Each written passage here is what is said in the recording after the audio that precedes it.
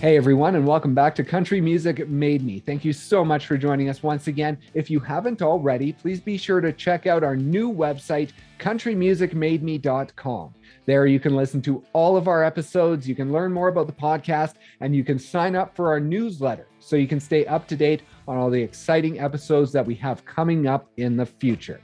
Today, we're excited to be joined by Allie Colleen. Now, she grew up in small town Oklahoma where sports was a focus. But from a young age, her passion was music, and it's something that has driven her journey ever since. In 2018, she graduated from Belmont University in Nashville. In 2019, she released her debut single, and in 2021, she released her debut album, Stones. Now, it actually came out as a physical CD a few months before it went to streaming, so doing things a little bit differently.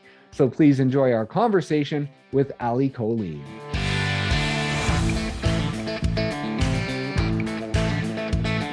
Was music something that caught your attention at first, or was it more the performance side that really pulled you in at first, or was it a mix of both? So for me as a kid, I started as soon as I could, read and write, and I really enjoyed school as a kid. I really enjoyed, the structure of it and the time schedule and things like that. I think it really helped me as a kid. And so I just dove into poetry really early on and just loved it. And I always found that I wasn't ever very confident. And I don't know that I noticed this then, but I was never very confident in explaining my emotions and explaining how I felt. And I always had so many emotions, you know what I mean? I just felt like as a kid, I had such a big reaction to everything. And I felt so many things on different levels and I didn't really know what to do about it. And I'm so grateful that I did have somebody in my life that was doing music. And it's so funny. I have such a big pride and such a big ego when it comes to my career and what I've accomplished on my own and all those things. And everyone's always, assuming that any part of my career came from anyone else in my family that did music. And I've always said that was never the case. But the more I think about it as an adult, I don't know that I would have went to that outlet if I didn't see somebody else presently using it. You know what I mean? Yeah. But all that to say, I just fell in love with poetry really early on. And so for me, it was actually the other side of all of it to me. I think it was just, wow, here's really 3 minutes of how I feel masked by some wonky story that no one's actually going to connect with my life, opposed to me taking those emotions to my parents or to my sisters or even to my journal, and so for me it was the opposite side. It was just the amazing emotional outlet that writing has, and it stuck with just writing for a long time, and then eventually it grew into, can I add a melody to this? Right. And so the feelings that you had through music, did those change and sort of flow in different seasons of your life as you grew up and sort of had different impacts on you as you grew? Absolutely. I think there was, there was a season where it was, oh, you sing? Oh, you do music? There was that attention season of oh, wow, this is something that when I do it, people notice me, and not only notice me, but they're seeing me. They're not looking at the people I'm standing next to. They're seeing me. That was a really big deal for me. And then I think it grew into, and maybe it stemmed from that. All women, I assume men feel the same way. You guys just don't say it. So insecure, have such a battle with finding, just security in yourself, especially when we're always looking outward, Yes. and then taking that inward. It's well, I don't look like that. So should I feel like that? Should I feel confident? Whatever. I've always felt just so pretty when I sing.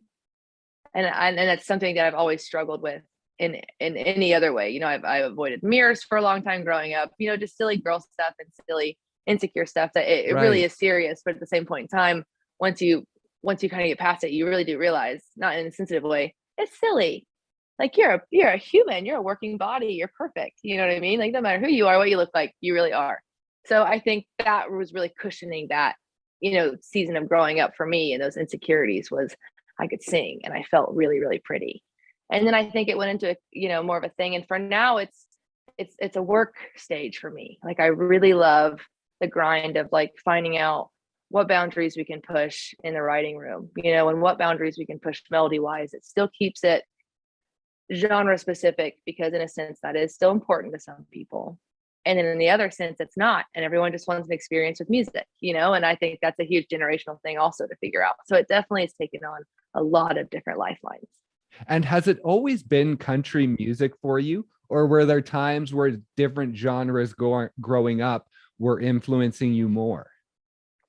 I don't know that I settled in. I don't know that it's even been country until I felt the pressure to choose more of a genre-based lifeline as a Oh, okay. business, because Right. when I was a kid, my family didn't really listen to a lot of country music growing up. My dad always listened to a lot of Queen and a lot of Kansas and a lot of Kiss. And his two country people that he brought in for me was Randy Travis and James Taylor, and then also Keith Whitley that my bonus mom brought in. And then my mama was over here listening to Michael Jackson and Cher and anything that she knew wasn't going to be on country radio, for reasons I assume you understand. And Yes. so we didn't have a lot of like country music going on in my house. I remember maybe an Easter gift my grandma gave me, a Sugarland CD, and I was like, this is pretty cool. She sounds interesting. Let's try this, And but one thing that's always been so occurrent for me with country music was storytelling. So as Yes. much as I loved those Evanescence melodies and all the Paramore stuff, and fell in love with Nickelback, dude. I'm a huge Nickelback fan, and I will shout it from the rooftops. Okay, I will. And like love alternative music, and I love R&B music. I was such a big Mariah Carey and like Sierra fan and like Destiny's Child fan growing up. So it really wasn't until I came to Nashville and I really decided that I wanted to do music, where I was like, I wrote story songs my whole life, and I wrote them with a guitar. So by default, they sound country, And country has also allowed so much room, in the last, 5-10 years to really experiment with sounds, that for me, country music is about storytelling. So I Right. don't mind bringing my pop, melodies or my alternative melodies or a really clean country melody to stuff. But for me, it's all about storytelling, and that's where country music comes in for me. That's awesome. And you mentioned your grandma getting you the Sugarland CD. Now, I don't know if that was your grandma Colleen, but I wanted to ask you about her because that's who you're named after. And I saw you talk about the fact that she was also a singer when she was younger. And so I wanted to ask you about sort of the inspiration that you took from her growing up and what she has meant for your journey. So Colleen is my dad's mom, and she was Colleen Carroll, and she was really, really sick when I was a kid. So she Oh, passed away when I was okay. 3. So I don't really have a Okay. lifeline. I don't have an actual lifeline with Colleen, and it's so silly. I don't know if you've seen Moana, but you know how like her grandma passes away but just stays with her forever. Yeah. That's literally how I feel like my like Colleen has been for me. And my dad always calls me Miss Colleen. He has since I was a kid, and he says that I'm his mom. He just says we're the exact same person. We're so spunky. We do music, all that stuff. And I did find out, as I got older, that she did music too, and that she was on a full record label. And the story of that my grandpa always told, who knows if it's true and who cares, was that he walked in the bar, off deployment and saw her singing and was like, I'm going to marry her. And that again, I think just fed into how beautiful I feel when I sing and just how confident she was. And then also in my family, my name is Allie Colleen Brooks. And so we always joke that I just chose the better singer to sing after because it's Colleen. It's my grandma, and my dad will sit there and be like, you're right, she's perfect. And so Colleen has always just kind of been like this almost guardian angel for me. I felt like, we didn't actually have like a personal relationship in the sense that I didn't get the chance. But my mom's mom, Pat, gave me my Sugarland CD. And so her Oh, and my okay. grandpa are still living, and my dad's parents have passed on.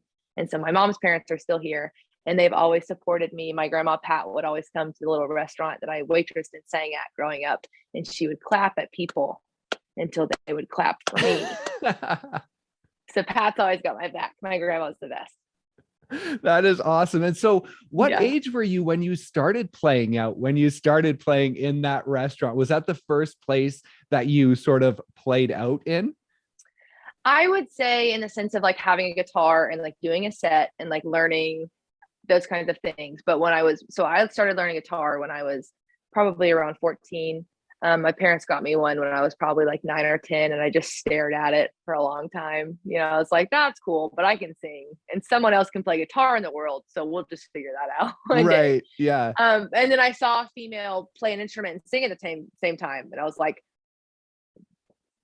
okay, I'm gonna learn to do that because that looks really cool. And it was really empowering. So I learned guitar a little later, but all of that to say, I walked into a Chick-fil-A around Christmas time back home in Oklahoma when I was maybe 8th grade, maybe a freshman in high school.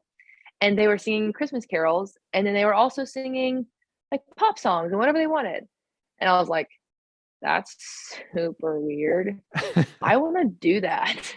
So I walked over to them and I was like, what are you guys doing and why? And they were a part of this beautiful little vocal studio, called Karis Music in my hometown. And what Jamie, the owner, what her intention was to just take kids that like to sing and put them in every single circumstance ever. So you're going to sing in a Chick-fil-A, you're going to sing in the mall food court. You're going to do the anthem at the rodeo. You're going to go and you're going to do a concert hall twice a year where all of your family comes and you have to actually perform, so you learn to be background music, you learn to be the star, you learn to do all those things. And I thought that was so encouraging and so challenging and so exciting. So I sang in malls growing up. I worked at a Cherry Berry, like a frozen custard place, and I would sing there also. But when I was 16 and 17, I waitressed at a barbecue shop. And that was the first time that I was hired to play music. And so I would waitress all week, and then I would play on the weekends for 3 hours. And I started at $60, and then I ended up, my pay would just go up and up and up. And it was really challenging, and it was really awesome, and it was really exciting. But all that to say, some nights I was the star of the barbecue shop, and some nights people just wanted barbecue. You know what I mean? And I learned the difference. But it was on those nights that grandma would really just look at your table until you clapped at the end of my song. And I was like, Grandma, their hands are busy. They're eating ribs. Like, leave them alone. And she's like, they need to clap for you. So I've always had a lot of support from my family. That is awesome. And throughout that time, like you talked about that feeling on stage of being beautiful and just sort of it being a different feeling from what you were feeling in life back then. And so the first time you stepped on stage, did you have that feeling? Was it an aha moment, like right away of, holy cow, like this is so amazing? I think it was, but it wasn't like immediate. It wasn't in the sense of I stood on the stage, I saw the people, the lights were on, and I was like, here I am, you're welcome. Right. No, that wasn't it. I wish it was. It was, maybe I screwed up, actually. I don't know about this. And then it was, girl, you're already here. Shut your eyes and sing. And so that's what I did. And then at one point I opened one, you know what I mean? And the response is just so kind. And I think part of that is also being a child, like no one's going to sit here and watch me sing like this when I'm 12. You know what I mean? They're going to be there and be encouraging.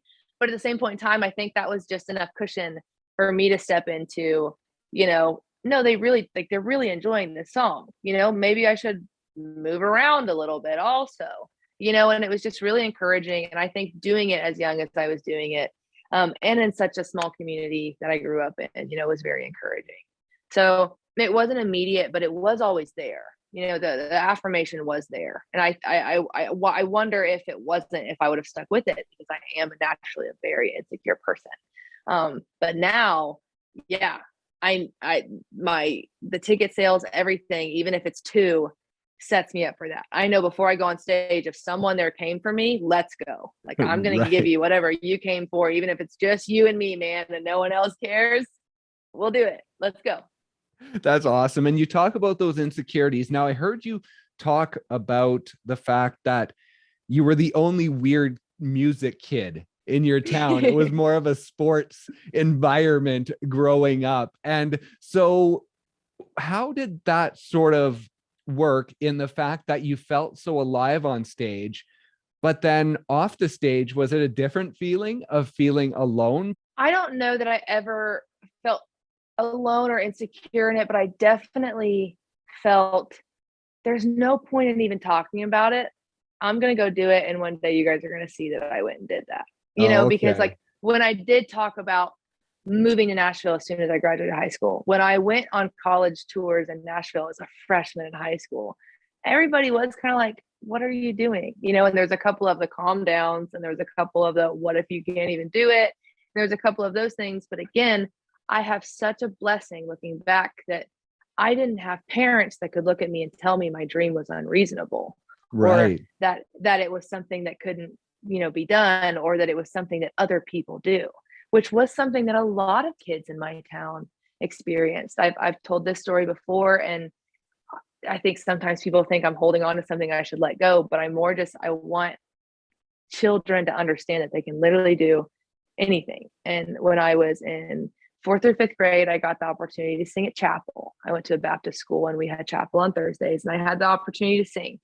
And so I did. And my whole class was just, so kind and so supportive, and kind of blown away because I'd never really sang for them, but they knew I could sing.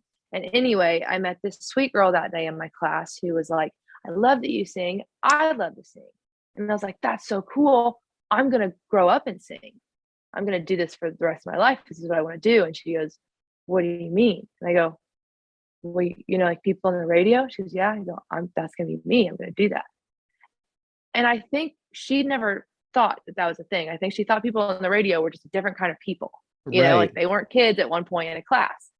And I remember being in pickup line with her that day, and her mom walked in and she goes, Mom, Allie sang at chapel today and she's going to like be a singer. I want to be a singer. And in fourth, fifth grade, her mom looked at her and goes, well, Allie can be a singer. Her parents are singers. She can be a singer. I don't know if you can be a singer. And just so lightheartedly told her that, grabbed her hand and walked her out the door. And to this day, I'm like, Madison didn't go be a singer. And I'm not going to say it's her mom's fault or that she was deterred from it, but like she wanted to be a singer, and it never crossed her mind that she could do that. And Right. so I think that was a huge thing for me in my hometown, was just when I learned that, as much as it encourages me now to feed into children and to feed into youth education and stuff like that. At the time, it really did just kick me in the face. And I was like, wow, she's right. Maybe I wouldn't be a singer if my parents weren't singers. And like literally planted that huge insecurity seed that I fight to this day. Like I said, my ego, my pride, whatever it is, it fills up a room. Like I will make sure that I know she was wrong. And in a sense, I've done that and I'm very proud of it. But that was really the thing that affected me, I think, most in my town, was just people's reflections of me in that way. That, oh, yeah, no one ever told me I couldn't do it, but they would just tell me like, oh yeah, you're going to do it. Like it didn't even matter anything that I did. It was like, yeah, if you want to do that, you'll probably go do it. And I was like, but I can do it. So then I just shut up at that point and just was like, well, you'll just see one day that I'm going to go do it. That's awesome. And when did Belmont come into the picture, and why? Like I heard you talk about, I think it was the 8th grade when you told your parents, I'm going to Belmont. And so what was it about Belmont? Like, was it because of sort of the songwriting and thinking I want to be a songwriter and that's why I want to go to Belmont? Or was it more that it was in Nashville? Or what was your feeling back then of why you were so adamant that you were going to Belmont? Around that time, my parents had and again, I told you, at 8 years old, I started being really creative and started writing songs. Yeah. Now I didn't have a full guitar melody song until about 15, because again, I didn't learn until then. But I think it was once I grabbed the guitar and wrote the first song, my parents were kind of like, crap, like she's got the bug and she's not going to stop. And as Right. encouraging as they were, they know how hard this industry is. And especially my bonus mom, I think, as a woman, was equally as excited for me and equally as, this is going to be really hard. And, my parents also saw it for what it was, whereas everyone else saw it as, oh, if Allie wants to be a singer, she'll be a singer. My parents were like, we're probably going to be the biggest battle that you have. So Right. I'm really sorry about that.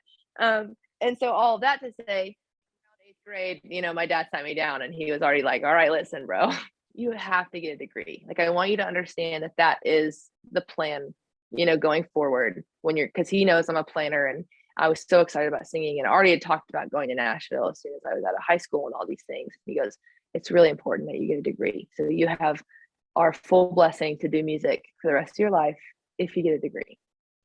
And so instantly I said, okay, what does that look like right now? And my bonus mom went to Belmont, and she went to Belmont. And so I started looking into Belmont because I knew I wanted to be in Nashville, because I knew I wanted to start doing music as soon as I graduated.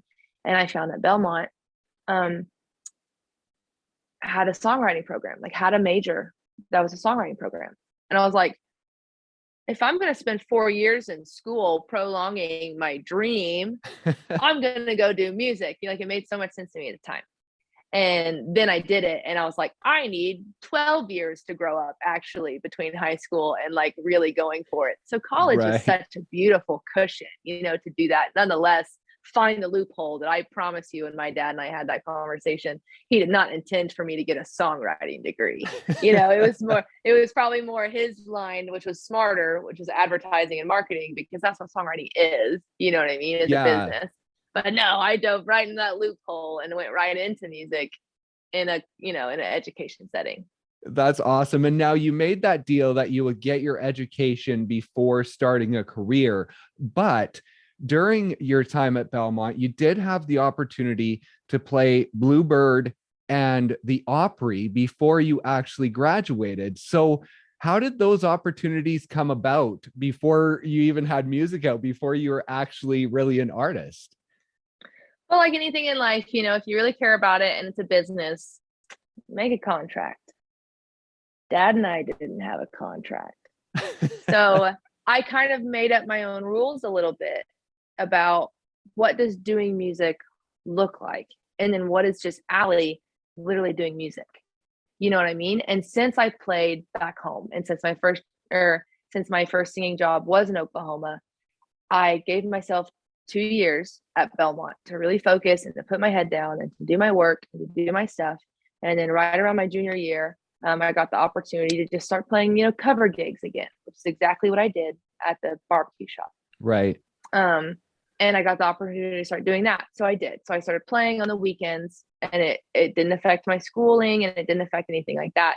And I did start like a Facebook page where I was posting originals and posting covers, but I wasn't spending time recording, and I wasn't, actively doing that. I was just really trying to own the craft so that when I did graduate, I was ready, and it wasn't going to be 2 years after I graduated. It was going to be, hey, Dad, degree, boom, music, let's go, And so all of that to say, I started playing at this beautiful bar called Scoreboard here in Nashville. I played there for almost 6 years. It was kind of my residency here, and it was amazing. And it brought a lot of really cool opportunities. And so through Scoreboard, I met a lot of people that would then book me at the Bluebird. And so I did get to play there. And then I did get to play, like you said, I did get to play the Opry stage twice, I think, before I graduated. One was Steve Bridgman, which is a very kind man that wanted me on a duet with him. And he was singing a duet at the Opry. So I just got to go and sing the duet with him. And then another one was a tribute to Dr. Ralph Stanley, who is a songwriter that wrote a lot of sync placements and a lot of things. And so I got to go and play for that as well. So I've never had like my Opry debut or anything like that. Right. But I have got to be on that stage, and I have got to play there. So I kind of just found that middle ground, worked really hard. And I did set my boundaries, because at Belmont, you literally get free recording time as a songwriting major if you work with audio students to book the sessions. Like if everyone works together, you get free opportunities at Belmont. Right. But as a songwriting major, I can't book the studio. I have to have an audio 1 or 2 major book the studio. So it forces you to work together. You know what I mean?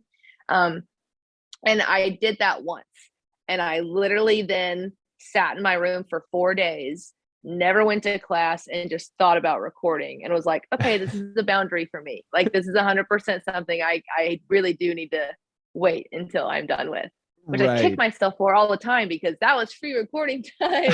But no, I would not go to class if I was doing it. So I drew that boundary. So I did find, ways to coexist with the promise I made with my family, and then also, have a job and own my craft and all that stuff. So I graduated in 2018 of May. Mm-hmm. And then in 2019, and then went on the road for a year doing still cover sets, but all around Tennessee. So all through Kentucky and Alabama and Tennessee and, you know, those kinds of things.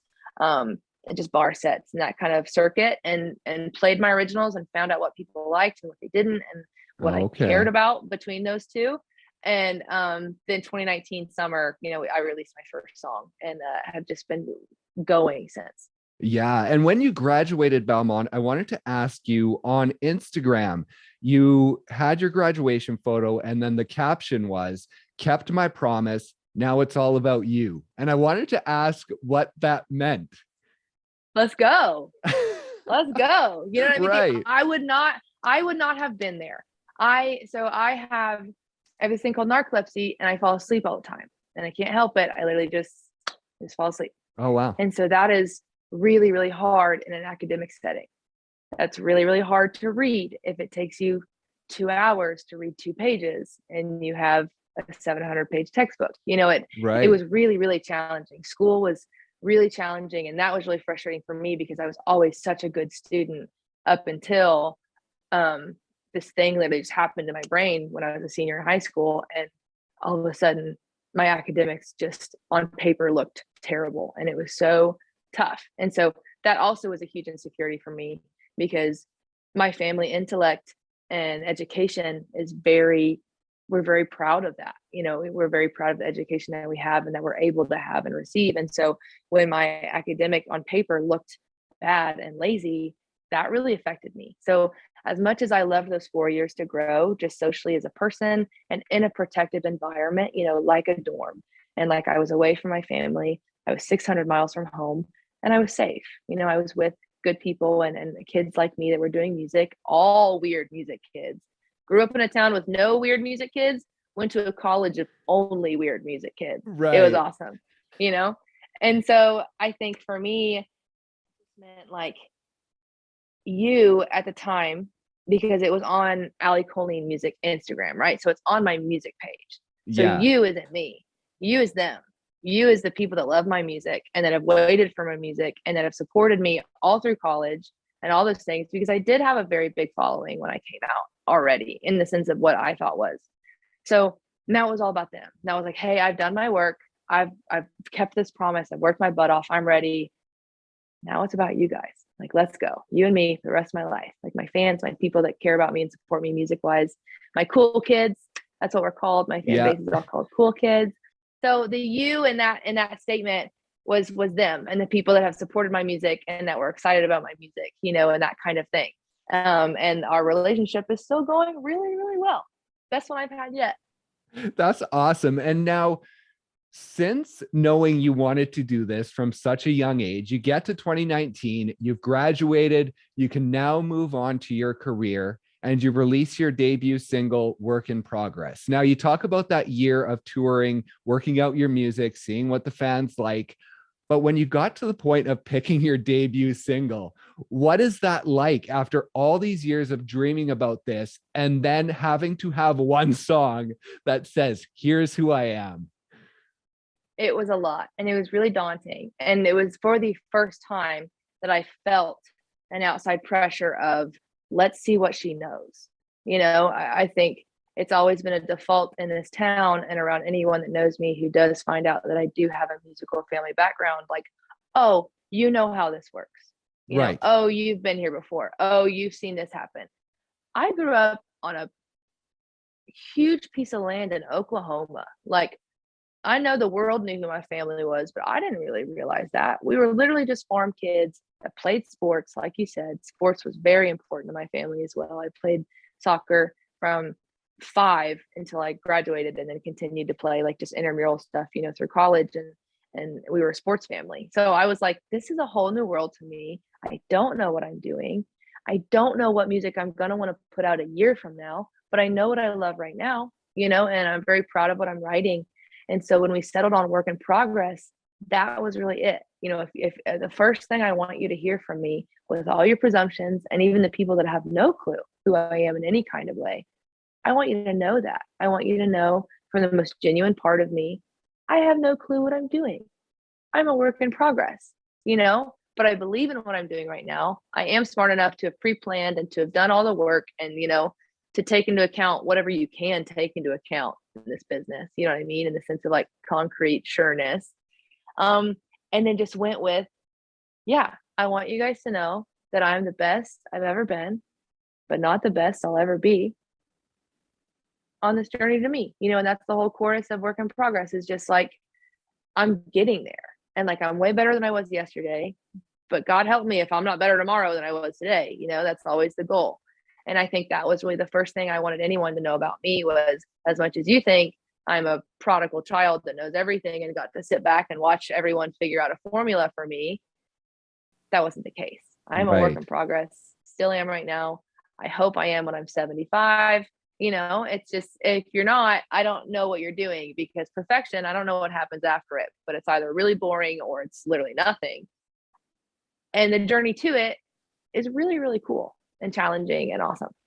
And that journey towards your debut album, which you released in 2021. Now, 2020, was that a blessing heading into that album, or was it difficult? Because I mean, if 2020 didn't happen, you likely would have been grinding. You likely would have been playing as many shows as you could, trying to get your music out there. But having the opportunity to slow down, I mean, it was probably slower than you would have liked, but having that opportunity to slow down, did that allow you to craft a different album than you would have if things wouldn't have slowed down, do you think?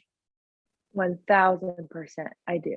I really do. I know 2020 took a lot of things from a lot of people, me included, but the gift of that year really was the isolation for me. And in a sense, a different kind of pressure, because like you said, we would have been different. We signed on with a booking agency December of 2019. And so for the first time, so I had done all my booking myself with a very close friend of mine who helped me with everything up until that point. And we'd done really well for ourselves, but again, they were just bar gigs. We'd never broke into an Allie Colleen show. I was still asked to play majority covers at all my shows and those kinds of things.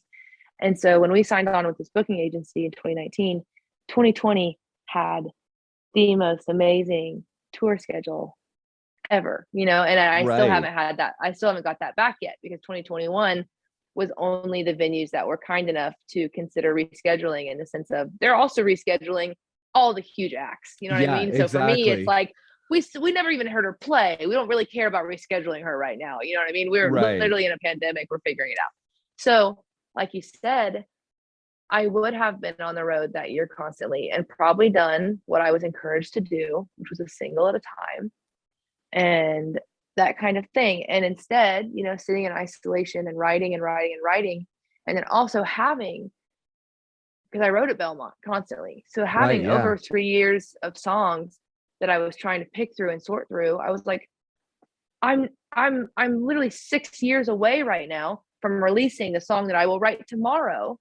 If I do this 4 to 6 week, one song at a time algorithm that everyone's encouraging. And I don't want to do that, because as a songwriter, songs can save lives. And this town is literally the town of, you know, bones. Like, this town has millions and millions of songs that are amazing and life-changing that literally nobody's ever going to hear. And that's just how it is, you know, like that's just how it is. But with that said, I had some songs that I could not give a life to, and I just kept piling up and piling up. And so that was a really encouraging moment for me in 2020 was, well, now you're a year away from releasing your one songs at a time, you know, and also you're sitting here, you're doing your lives, you're doing all these things. This is if there's ever a time right now where someone can listen to 12 songs at one time, it's right now, you know, and it's this time, and opposed to the crazy lifestyle that we all live, where our attention span is one song every 5 to 6 weeks. You know what I mean? Yeah. When it comes to seeking out music. So I think it was so encouraging and so whatever to do that. And so as soon as we could get into a studio in January of 21 and do the full session thing, we found a studio that would allow us to come in with masks and appropriately be safe and still do 2 full tracking days of 12 songs. And just wanted to give them a life. And then that also fed into the release process that I decided to do, which was the album came out physically in April of 2021 to where you could buy the CD off my website in full, everything, and like a CD. Oh my gosh, you talk about people not encouraging an album. They did not encourage CDs. I bet. Yeah. Either, so I was like, oh, just keep telling me what not to do. And damn, that's what we're going to do. So just quit. So we did that. And that was just a very kind, kind of almost financial cushion for the year for my close fan base to come buy CDs, because I didn't expect a lot of people to. And to help us cushion that, maybe make some money back from the recording process, which was so expensive since we didn't have shows yet, with it still being a pandemic and all that stuff.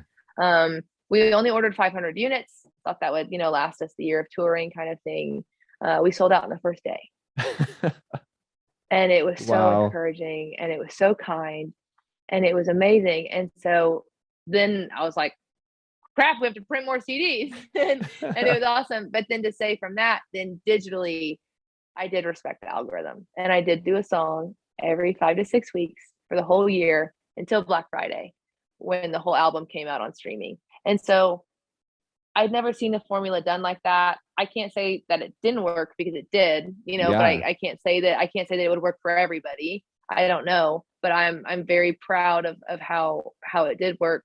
I anticipated having to teach a younger audience what to do with a CD, in the sense of, don't scratch it, bro. Like, it will not play. If you those kinds of things that maybe just they didn't think of. Like, obviously I knew they knew where to put it, but like, don't scratch it, man. Like, you can't, mine right now does not play track 8 or 9. Oh, really? My CD in my car. And I love it. I'm obsessed. I'm absolutely obsessed. I cannot listen to my own track 8 and 9 because I scratched my CD. And I think that's so cool. But all that to say, I ran into the opposite problem. I'm having to teach adults where to find a CD player. So that has been really exciting, because I guess everybody got a new car in 2020 and they don't have CD players anymore. So good for those people, I guess. But man, it's been really, really interesting and really challenging and really, really rewarding to have done the full album. And I think you're right. I don't think it would have happened that way if 2020 wouldn't have pressured me into just a different mindset, but also I need to do this. And you mentioned having the CD in your car. Now, I heard you talk about Don't Give Your Heart to a Cowboy, where there's a little pitch check that was left in that you didn't know was left in until you sort of had it in your car and were listening to the finished product. Now, within that, I wanted to ask about the insecurities that come with music. In that time, when you're listening to this finished CD, this finished product, are you sitting there with a very critical mind listening to this, or do you allow yourself to sit back and just take it in and not let those insecurities push forward with every little thing that you're listening to? I think it depends on obviously what it is, that you notice. Like, that's a huge thing. But like you said, with Don't Give Your Heart to a Cowboy, when I heard it, I don't know what it was, man, but it was Christmas morning. Like, I could not wait to go on to my really close fan base page, which is like we have a private fan page. That's a very intimate thing. And all that to say, it's like through Facebook supporters, it's only private because it's like a subscription thing. And I just don't expect a lot of people to pay. So we maybe have, 70 people that are on this private thing. And those are the people that I couldn't wait to go to and go, hey, I know you've listened to Don't Give Your Heart to a Cowboy 1,000 times. Listen to the end of it where I'm literally humming for no reason. And it's really not noticeable because I noticed it months after, the CD was printed. Like, it's not that noticeable, but just because I remembered that moment in the studio, just that one overdub moment where that happened, I knew what it was. Now, as of recently, I've been listening to Playing House, and God help me if I don't sing Drowning. I put a D on Drowning. I'm so mad at myself. And who didn't notice it and didn't tell me, bro, that's not a word. I'm singing Drowning. So I think it really just depends on like what it is. But also at the same point in time, so proud of it. I don't care, and never in my life has all the comments been, well, you're singing Drowning. You know what I mean? Like, no one else is really noticing, I don't think. Either. Same thing with Pink Lemonade. She sings a blue collar boy. I didn't notice, but I sing collared, like collard greens, like a blue collared. I was so annoyed with that at first. And then everyone was like, you literally can't tell. You just know that you put the ED on it, but like, you can't actually hear it. And I'm like, I'm still so stupid though. Like, I'm so dumb. So I think it depends what it is, but I have gotten, I'm actually very good at giving myself leeway sometimes, just because I do know that I actually am genuinely very talented. So if I mess up a word in a song and that's what you focus on, if you base my whole performance off, oh, she messed up that word while she's Yeah. running around, making eye contact, doing whatever, like, bro, you're better. You're just better than I am at literally everything, obviously. And rock on. Teach me something. I don't know. And the one song that you have on the album, Blame It on the Weather, that's the one song that you wrote on your own with no co-writers. So what does it mean to have a song on the album that is just yours? Because from what I see, that doesn't happen a lot. Most songs are co-written. So to have one that's truly your own, what does that mean? Well, again, being the weird music kid, right, as we all were in our towns, you don't have anybody else to write with, so you write Right. by yourself, and that's how you learn to write, and that's how you do it. And then if you're fortunate like me to go to Belmont and go to a school of music, then all of a sudden you are writing for the first time with other weird music kids who have always wrote by themselves. So with all that to say, you're writing with these kids that have brought a writing style that's 1,000% their own, opposed to moving to Nashville at whatever age and not doing the academic side, but going straight into writes with other writers that have been, maybe writing for a while. You're really just going to adapt more so, than you are going to create for a while. And I think I was very lucky, to have fallen in love with writing so early, to have had my own style. But then when I came to Nashville and Belmont, every writing assignment for the first year was co-writes, because they Right. wanted you to work together so bad. But at the same point in time, I do fear that it was a little discouraging of writing by yourself, to where for a while I thought, I can't even think of a whole storyline by myself, you know? And so that was a big challenge for me with Blame It on the Weather, was to just sit down and write and like find out, what is Allie going to write about for a whole song, and no one else gets to like impact the storyline, and no one else gets to impact my verbiage, and no one else gets to tell me that I said it too pretty, just make it make sense. No, this is how I write, and I want to write it. And so that's what I did. And so with Blame It on the Weather was also really spooky for me too, because I was in a relationship at the time and with someone who didn't do music. And so anytime there was a subject matter that I was writing about that was kind of like, why are you thinking about things like that? Wasn't me, it was Kelly, my co-writer. She wanted to write this song about this. You know what I mean? Like, she was thinking about this past relationship and what she Right. learned from it. And, Blame It on the Weather, I didn't get to do that. That was a full, really heartbreak song, that I had to just sit here and be like, no, I was just thinking about it. And, and just found those kinds of things. So in a way it was really pressuring, but I think that's why it's so rare. I mean, outside of the business of publishing and like making sure, because if people aren't making money off you, you're not going to make money. That's just, it Right. doesn't Yeah. make sense that way, So in a business sense, that's why there's always so many writers on songs and so many whatever, because you need that many people to show that many people the song and get it cut as a songwriter and those kinds of things. But Right. for me as an artist, I do have that privilege to get to cut my own things. And as exciting and as encouraging as it was also really scary for me, because also, if you know that I wrote that song by myself and you don't have a songwriter brain, you're automatically putting a lot of weight on my relationships, and on my current lifestyle and all those things, which at the time, what really happened was I saw an interview, and I don't even know who it was. It was just like one of those like blocked, moving picture interviews with Right. someone in the more of a rapping scene. And I don't even know what the question was, but just the font on the photo was, man, don't tell her she deserves better. Just be better, And I was like, that's enough for me right now to just start writing whatever that is, and to land on the chorus of, don't say she deserves better, just be the man that she deserves, like, or just take ownership that you're just not it, you know what I mean? But it's like, I hate the verbiage of those kinds of things. And it was very encouraging. And obviously in the relationship I was in at the time, I was able to explain that, and they understood, like, oh, well, that's why you wrote this really aggressive kind of breakup song in the middle of this very kind relationship.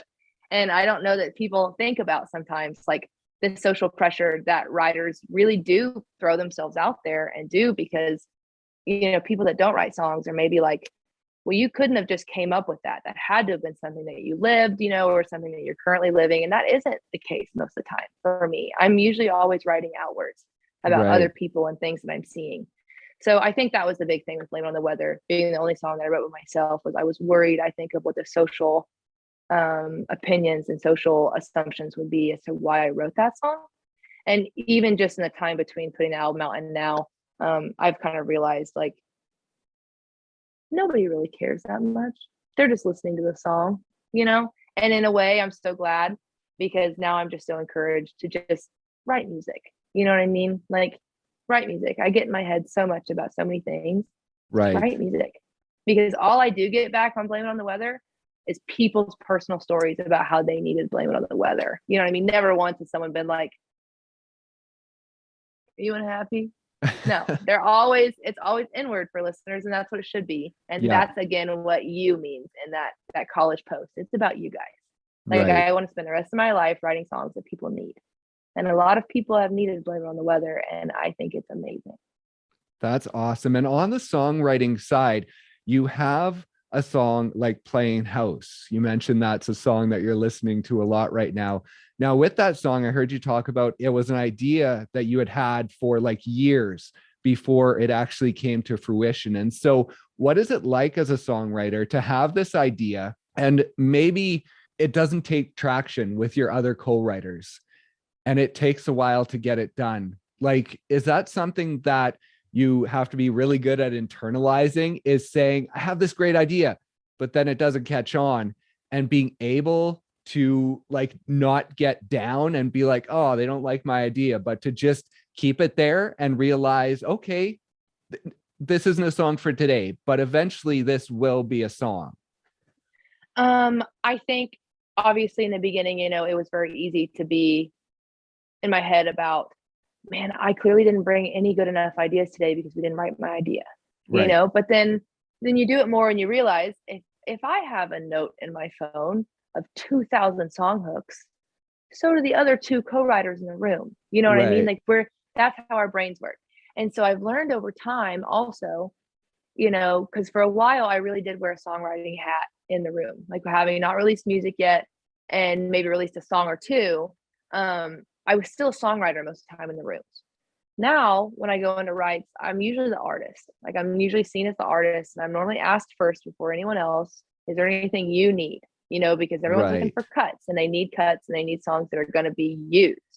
And so I've learned over time as an artist, if I come into a room and I suggest an idea, they're honestly probably going to say, yeah, let's write it, regardless if they care a lot about it or not, just because it is a business.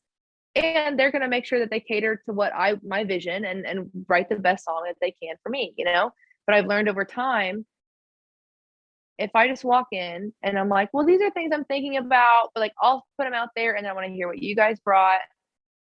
That really allows a space for me to say something like Playing House, and for them to go, I don't know, that seems like it's, a little too aggressive subject matter, for me to write on. But if you really want to do that today, we'll write it. And as soon as I hear that, it's no, that's okay. Because I knew Playing House was meant for somebody. And I knew that Playing House needed writers that cared about it, not writers that were just going to write it.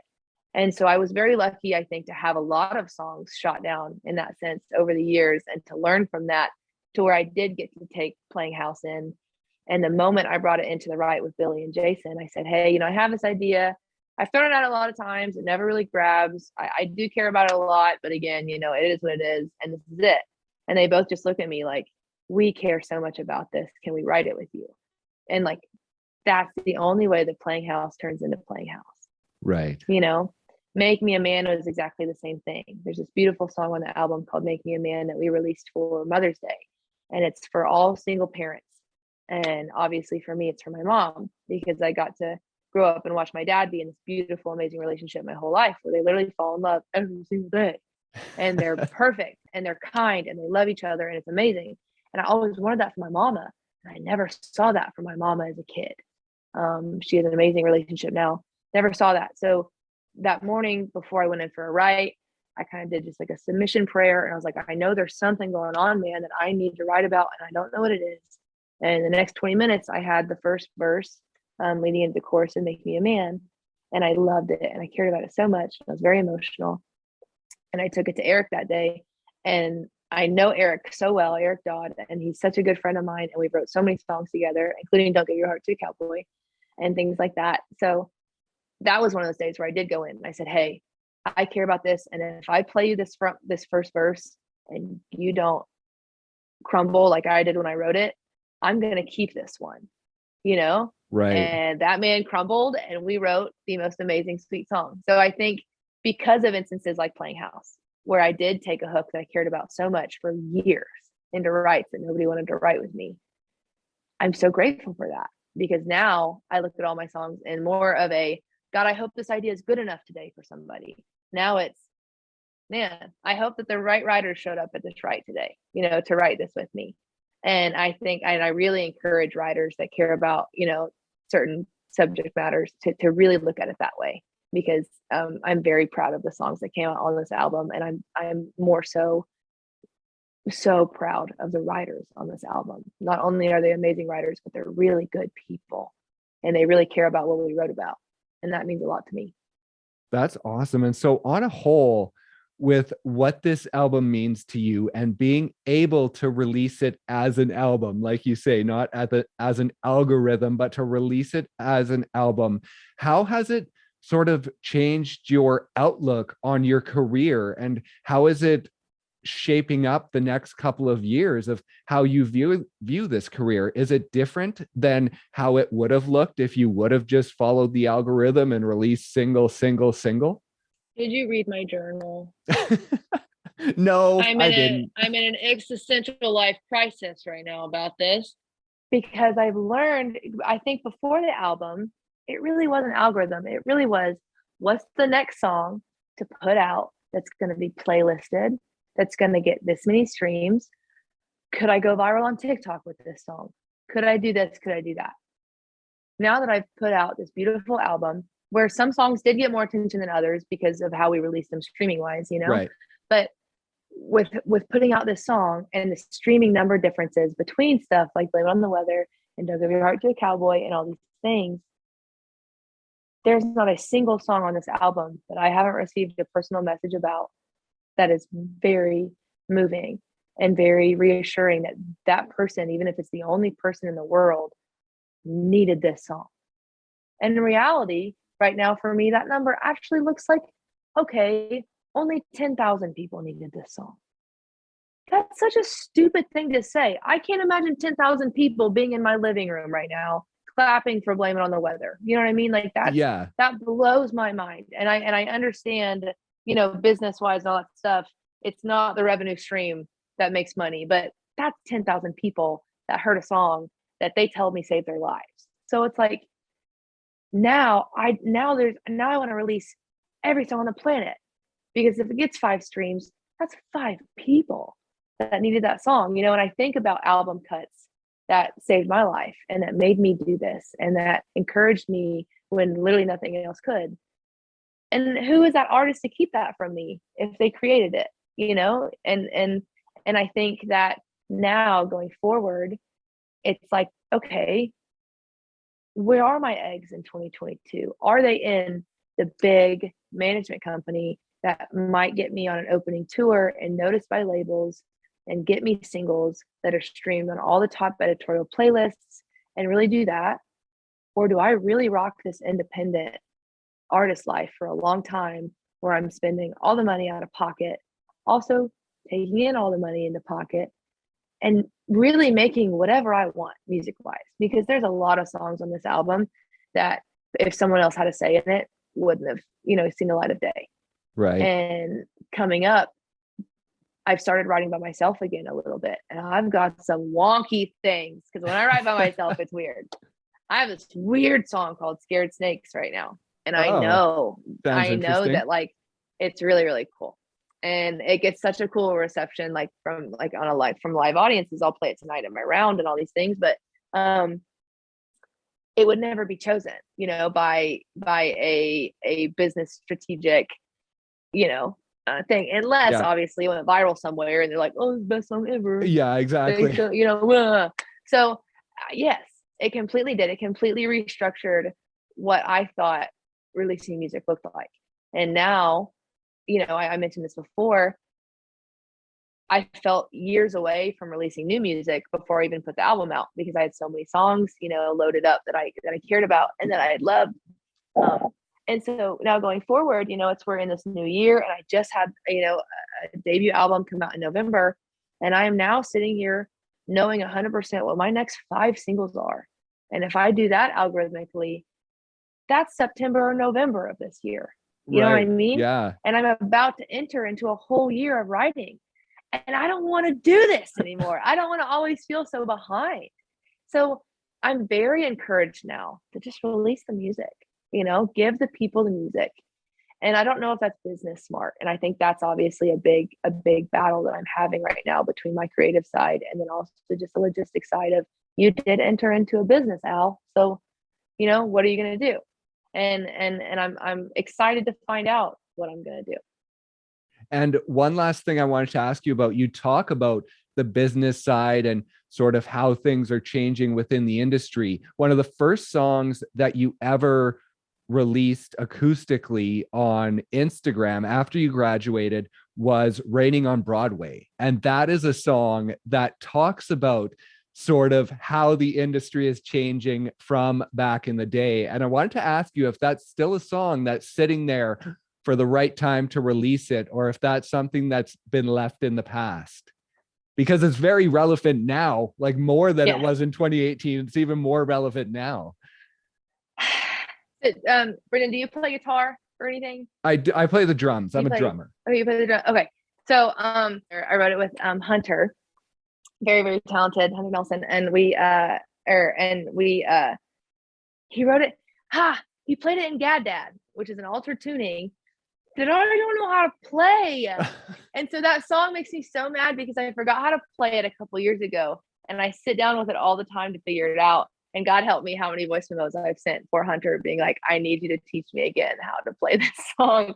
But yes, 100%. Raining on Broadway was 100% because of, just listening to the radio and listening to what was being chosen over, what wasn't. And I think when you're just a commercial listener and when you're just someone who just takes in music and you're not a part of the business side and you're not a part of, what it looks like, especially in Nashville, nonetheless, in a really contemporary setting and commercial setting, you don't know the songs that you're not hearing. You just know the songs that you're hearing. You just know the songs. You just know the food that you're given. And I think that's a really disheartening thing for a lot of us here in Nashville is we know what you're not being given. And it's everyone. And I don't put down any kind of music ever. There's a type of music for everybody. And obviously there's a reason that truck, beer, drink, skirt, short. There's a reason that works. People like it, and I like it too. I partied to it as well. You know what I mean? But then on days when I need stuff like Don't Close Your Eyes, and when you say nothing at all, and even the occasional Goodbye Earl, killing them with passion, not just killing them to kill them, but killing them for a good reason, like silly stuff, but important stuff. Like, I don't think you should have to go search because we don't do that as people. I get so frustrated with the listening audience that I think about, well, what have you done this week when it comes to music? Went to Apple, went to the one song you've played 1,200 times this week, created a station from it, hit play, and didn't actively listen. So I get it. I totally understand. But I think, things like Raining on Broadway, that's what it was about. It was, I'm walking up and down the street, I'm playing on the street that makes the music of one, this side of the country, but two, our greatest export as a country. And there's no nourishment in it. And there's nothing like to sustain people that need their life saved by music. If you want to party, here you go. But if you're depressed, or if you are going through something, or if you've lost somebody, or if you have no self-esteem, or if you have any of those things, I don't really know that there's a lot of music commercially being played that's going to help you. And I think that's where Raining on Broadway came from, where I was in the city that I love so much, that I've dreamt about, and it's not serving me, and it's not allowing me to serve the people that I moved here for. And I think that Waiting on Broadway 100% has a lifeline for me somewhere. If I can learn how to play it, I need to get back out there and play it again. Honestly, I needed to send the work tape to my guitar player and he can learn it and I could just sing. But yes, I love that you've heard that song. I haven't heard that song in quite a long time, and I'm now going to go listen to it as soon as we're done with this.